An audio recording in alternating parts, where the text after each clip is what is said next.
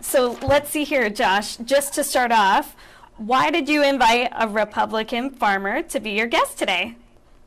Well, I think there were two reasons, besides the fact that he's pretty wonderful and a lot of good company.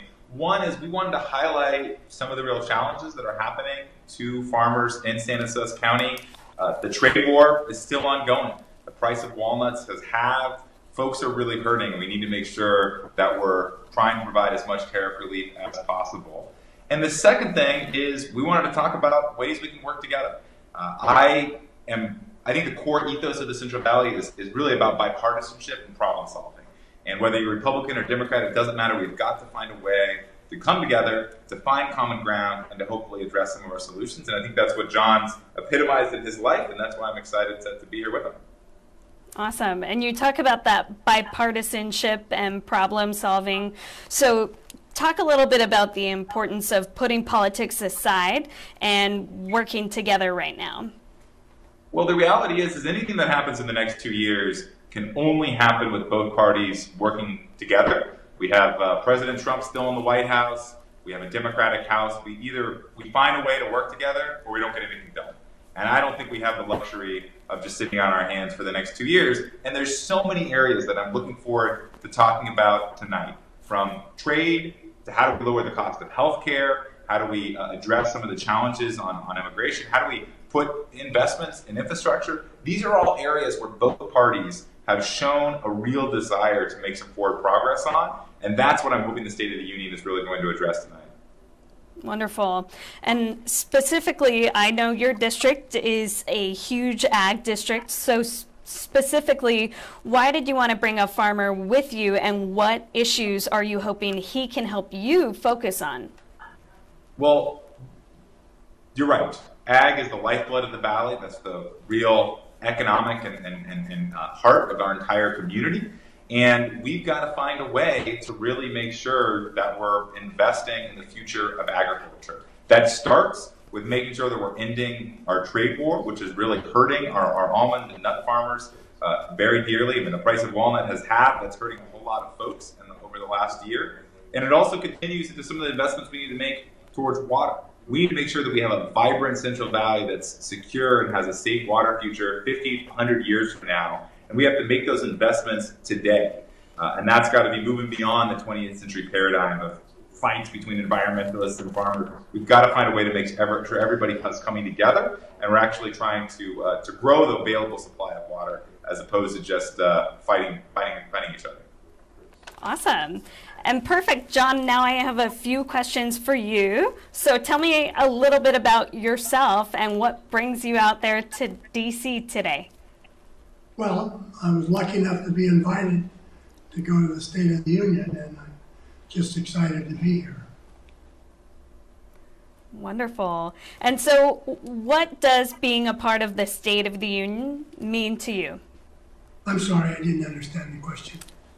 What does being out there and being a part of the State of the Union mean to you? Well, it's just very exciting, and it's tradition, and it's something I generally watch on television every year. And, you know, Washington is the hub, and it's the center where everything happens, and I'm just happy to be here. And from what I understand, you're a lifelong Republican. Why did you choose to support Democrat Josh Harder? Well, you know, I'm a John McCain, Ronald Reagan Republican, and I just can't put up with what's going on there. They're not the Republicans that I grew up being and that I believe in. So when things got so bad, I decided it was time to take a stand, and Josh Hart is an intelligent, hardworking man with a future, and I decided to back him. Wonderful. And I saw that you actually appeared in one of Josh's campaign commercials before the election. Why was that important to you? Well, I don't know how important it was to me. I was asked to do it, and I felt an obligation to support Josh, and so I did it. Understand that, you know, part of my business is marketing and processing and marketing walnuts. And we've got a cadre of about 500 growers that actually sell their product to us, and then we market them. Well, probably more than half of them are Republicans, so for me to take a political stand strictly on a business point of view was not the smartest thing to do, but I felt that things got so bad that somebody had to stand up and be heard. Perfect. And now that Josh has been elected, what would you like to see him accomplish while he's in office? Well, you know, there's a myriad of things that need to be addressed. But I think in California, the most important question is water. You know, we haven't built a dam in 50 years, and yet the population of California continues to grow and water becomes scarcer and scarcer. And California is an agricultural state. Ag is our lifeblood. And so I think there's got to be some kind of negotiations in between the environmentalists and the farmers to work together rather than to work in opposition of one another. Perfect. Awesome.